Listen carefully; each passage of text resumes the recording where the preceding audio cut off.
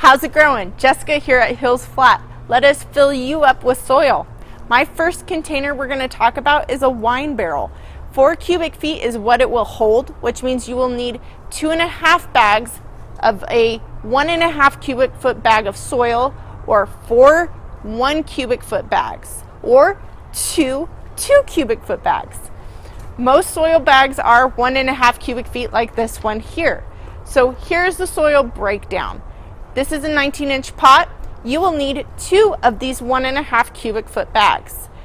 Out of this one bag here, you can fill 2 to 3 of these 12-inch pots, like this one.